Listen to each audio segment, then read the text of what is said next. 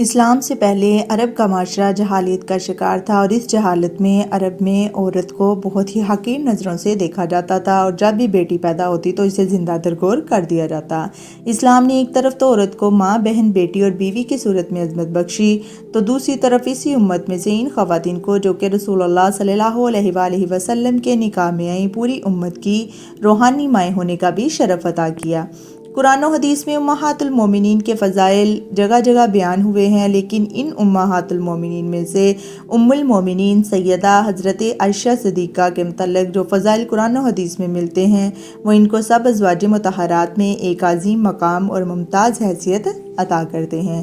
آج کی ویڈیو میں ہم بات کریں گے سیدہ حضرت صدیقہ عائشہ کے بارے میں کہ آپ کی ذات گرامی حرم نبوت میں کب آئی، اور آپ کو ام عبداللہ کیوں کہا جاتا تھا، اور آپ کی زندگی کس طرح سے تمام امت مسلمہ کی عورتوں کے لیے اسوہ ہے۔ حضرت عائشہ صدیقہ رضی اللہ تعالیٰ عنہ کا نام گرامی عائشہ، لقب صدیقیہ، کنیت ام عبداللہ اور خطاب ام المومنین ہے۔ آپ کا سلسلہ نسب والد ماجد سیدنا صدیق اکبر کی جانب سے کچھ اس طرح ہے: عائشہ بنت ابی بکر بن ابی قحافہ بن عثمان بن عامر بن عمر بن قعب بن سعد بن تیم بن مرہ بن قعب بن لوی بن غالب بن فہر بن مالک، جبکہ والدہ ماجدہ حضرت ام رومان کی طرف سے سلسلہ نسب کچھ یوں ہے: ام رومان بنت عامر بن اویمر بن عبدالشمس بن عطا بن ازنیہ بن سبی بن دمان بن حارث بن غتم بن مالک بن کنانہ۔ آپ کی رضائی والدہ وائل کی بیوی تھیں۔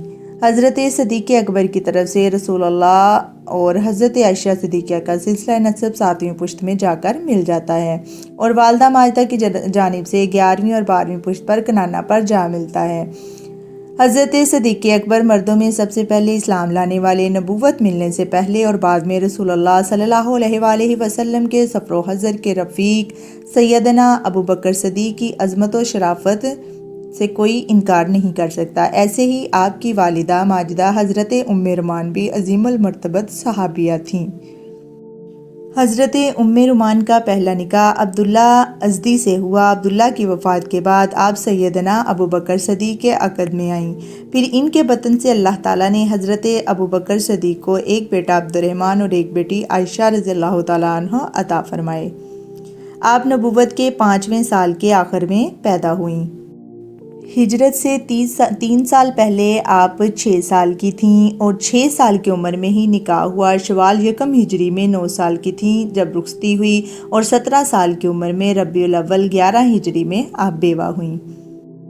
حرم نبوت سیدہ کائنات ام المومنین حضرت عائشہ صدیقہ نے اس گلشن صدیق میں آنکھ کھولی جہاں سب سے پہلے اسلام کی جان فزا اور دل نواز خوشبو کے جھونکے پہنچے تھے، جب رسول اللہ صلی اللہ علیہ وآلہ وسلم اور حضرت صدیق اکبر کے گھر میں بنی ہوئی مسجد میں تشریف لاتے اور نہایت رقت امیز تلاوت فرماتے تو آپ ان موقعوں سے بھی مستفید ہوتی۔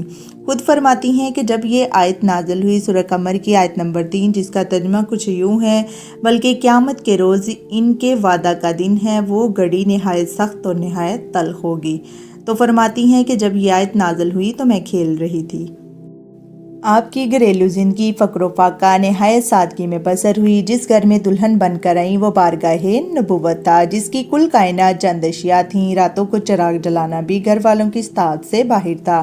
40 راتیں گزر جاتی مگر گھر میں چراغ روشن نہ ہوتا۔ مہینہ گھر میں چولہا نہ جلتا، صرف چھوارے کھا کر اور پانی پی کر گزارا ہوتا۔ اگر کبھی گھر میں کچھ آ جاتا وہ بھی فیاضی طبع سے راہ خدا کی نظر ہو جاتا۔ حضرت عائشہ کی 9 برس کی ازدواجی زندگی میں مصائب و آلام، پریشانی اور تنگ دستیوں کے باوجود صرف واقعہ الہ کے علاوہ کبھی کوئی غیر معمولی باہمی رنجش کا واقعہ پیش نہ آیا۔ عبادت میں مشغولیت کا یہ حال تھا کہ تہجد، چاشت اور دیگر نوافل کسی صورت بھی ترک نہ فرماتیں۔ سخت اور شدید ترین گرمیوں کے دنوں میں بھی روزے سے ہوتیں۔ ہر سال حج کرنے کا معمول تھا۔ خوف الہی اور فکر آخرت ہر وقت غالب رہتی تھی۔ کسی کا احسان نہ لیتی تھیں۔ خوددار ہونے کے ساتھ ساتھ انصاف پسند بھی بہت تھیں۔ جرأت و شجاعت کا یہ عالم تھا کہ راتوں کو اٹھ کر تنہا قبرستان چلی جاتیں۔ کلمہ حق کے اظہار میں بڑے سے بڑے حاکم کو بھی خاطر میں نہ لاتی تھیں۔ بہت حساس طبیعت کی مالک تھیں، ذرا سی اور معمولی باتوں کا بھی خیال کرتیں۔ اسی طرح آپ سے کثیر تعداد میں تفسیر روایات بھی منقول ہیں۔ اس بات کا اندازہ اس سے لگایا جا سکتا ہے کہ امام مسلم نے صحیح مسلم میں جس قدر بھی تفسیر روایات نقل فرمائی ہیں، ان میں سے اکثر روایات حضرت عائشہ صدیقہ اور حضرت عبداللہ بن عباس سے مروی ہیں۔ کثرت روایت کے ساتھ ساتھ فقہ، اجتہاد اور مسائل دینیہ کا استخراج آپ کی سیرت طیبہ کا پہلو ہے، جس میں آپ نہ صرف کائنات نسوانی بلکہ اہل علم کے مردوں سے بھی ممتاز حیثیت رکھتی ہیں۔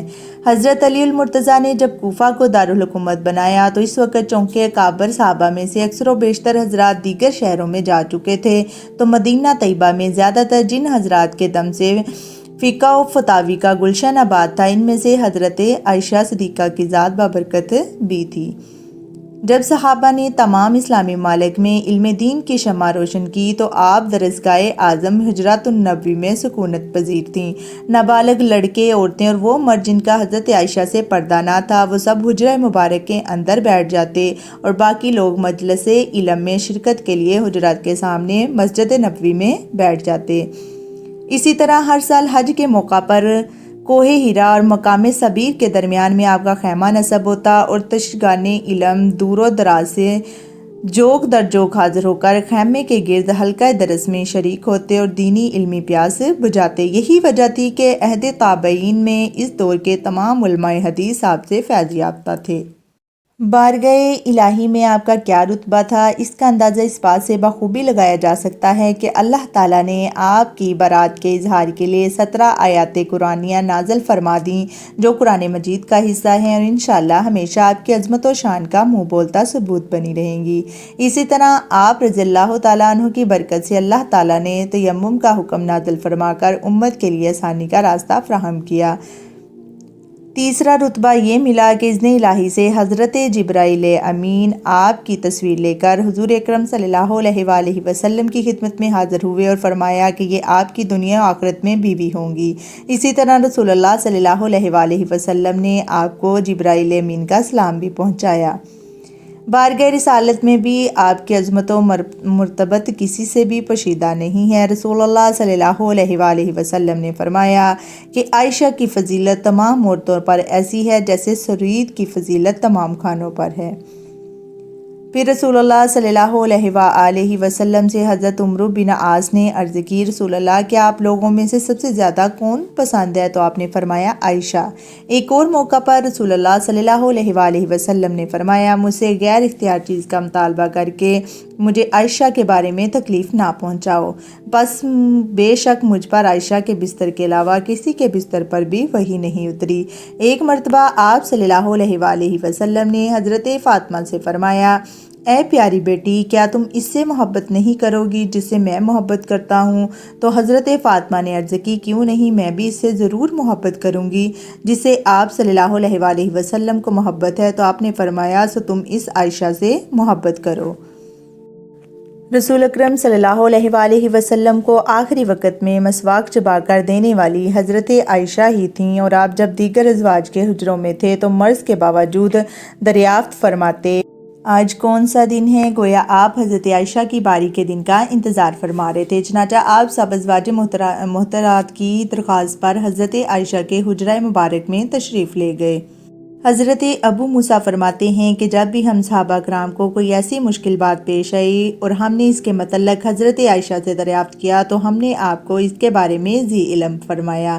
حضرت موسیٰ بن طلحہ فرماتے ہیں کہ میں نے حضرت عائشہ سے زیادہ فصاحت والا کسی کو نہیں پایا۔ تابعین کے پیشوا حضرت امام زہری رحمۃ اللہ علیہ فرماتے ہیں کہ اگر تمام مردوں کا اور امہات المومنین کا علم ایک جگہ جمع کیا جاتا تو حضرت عائشہ کا علم ان سب میں سب سے وسیع ہوتا۔ ایک دوسرے موقع پر فرمایا، حضرت عائشہ تمام لوگوں میں سب سے زیادہ عالمہ تھی، بڑے بڑے صحابہ کرام رضی اللہ تعالیٰ عنہ ان سے پوچھا کرتے تھے۔ شفیع المذنبین انیس الغریبین رحمت للعالمین آقا کو حضرت عائشہ سے شدید محبت تھی، اسی لیے لوگ جب حضور اکرم صلی اللہ علیہ وآلہ وسلم کی خدمت میں تحفے تحائف پیش کرتے تو لوگ ہدیہ پیش کرنے کے لیے ام المومنین حضرت عائشہ کی باری کے دن کا انتظار کیا کرتے کہ آپ کی باری کا دن آئے تو ہم آپ صلی اللہ علیہ وسلم کی خدمت میں ہدیہ پیش کریں تاکہ آپ کو زیادہ سے زیادہ خوشی پہنچے۔ حضور اکرم صلی اللہ علیہ وآلہ وسلم کی دیگر ازواج کو یہ بات ناگوار ناگوار معلوم ہوئی تو ان ازواج مطہرات میں سے 2 ازواج مطہرات حضرت ام سلمہ کے پاس آئیں اور ان سے کہنے لگیں، اے ام سلمہ، لوگ حضور صلی اللہ علیہ وآلہ وسلم کی خدمت میں ہدیہ پیش کرنے کے لیے حضرت عائشہ کی باری کا انتظار کرتے ہیں، اور جس طرح حضرت عائشہ کو دنیا کی خیر و بلائی پسند ہے اسی طرح ہمیں بھی پسند ہے۔ چنانچہ رسول اللہ صلی اللہ علیہ وآلہ وسلم سے عرض کیجئے کہ وہ لوگوں کو حکم فرمائیں کہ وہ حضرت عائشہ کی باری کا انتظار نہ کیا کریں، بلکہ آپ صلی اللہ علیہ وسلم کی جس زوجہ کے گھر بھی موجود ہوں وہیں ہدیہ پیش خدمت کر دیا کریں۔ حضرت ام سلمہ نے موقع پا کر یہ بات آپ کی خدمت میں عرض کی تو آپ صلی اللہ علیہ وسلم سن کر ان سے اعراض فرما دیا۔ پھر کچھ دیر بعد آپ نے ان کی طرف التفات فرمایا تو حضور صلی اللہ علیہ وآلہ وسلم سے پھر یہی درخواست کی۔ اسی طرح تیسری مرتبہ بھی عرض کیا تو آپ صلی اللہ علیہ وسلم نے تیسری بار اس بات کو سن کر ارشاد فرمایا، مجھے عائشہ کے بارے میں تکلیف نہ پہنچاؤ۔ عائشہ تو وہ ہے کہ تمام ازواج مطہرات میں سے صرف انہی کے بستر پر مجھ پر وحی نازل ہوئی، اور ان کے علاوہ کسی اور بیوی کے لحاف میں مجھ پر وحی نازل نہیں ہوئی۔ حضرت عائشہ فرماتی ہیں کہ نکاح کے بعد جب رسول اللہ صلی اللہ علیہ وآلہ وسلم مجھے رخصت کرا کے گھر لائے تو ایک دن میں نے رسول اللہ صلی اللہ علیہ وآلہ وسلم سے پوچھا کہ یا رسول اللہ، آپ کو میرے ساتھ کس قدر محبت ہے؟ تو آپ صلی اللہ علیہ وآلہ وسلم نے فرمایا کہ مجھ کو تم سے اتنی زیادہ اور اس قدر مضبوط اور گہری محبت ہے جس طرح رسی کی گرہ پختہ اور مضبوط ہوتی ہے۔ تو حضرت عائشہ فرماتی ہیں کہ اس کے بعد میں کبھی کبھی آپ صلی اللہ علیہ وآلہ وسلم سے پوچھ لیا کرتی تھی کہ حضور، آپ کی محبت کی گرہ کس حال میں ہے؟ تو رسول اللہ صلی اللہ علیہ وآلہ وسلم مسکرا کر فرماتے، بہت اچھے حال میں ہے اور اس میں کوئی تبدیلی اور کوئی کمزوری نہیں آئی، بالکل مضبوط گرہ ہے۔ حضرت عائشہ حضرت امیر معاویہ کے خلافت کے آخری زمانے میں 67 برس کی عمر میں بمطابق 57 ہجری رمضان المبارک میں علیل ہوئیں اور بالآخر 17 رمضان المبارک کو آپ کا وصال ہو گیا۔ انا للہ و انا الیہ راجعون۔ آپ نے کچھ متروکات چھوڑے جن میں سے ایک جنگل بھی تھا، یہ ان کی بہن حضرت اسما کے حصہ میں آیا۔ حضرت امیر معاویہ نے پرکاش جنگل کو 1 لاکھ درہم میں خرید لیا اور حضرت اسما نے اس کثیر رقم کو اپنے عزیزوں میں تقسیم فرما دیا۔ حضرت عائشہ کی حیات مبارکہ ہمارے لیے ایک مکمل اور کامل نمونہ ہے۔ دعا ہے کہ اللہ تعالی ہمیں آپ کی سیرت طیبہ سے سیکھ کر زندگی گزارنے کی توفیق عطا فرمائے۔ یہ ویڈیو اگر آپ کو پسند آئی ہو تو پلیز اس چینل کو سبسکرائب کیجئے اور اسی طرح کی مزید ویڈیو کے لیے جڑے رہیے گا اقرا وائس کے ساتھ۔ تب تک کے لیے اجازت دیجیے، فی امان اللہ۔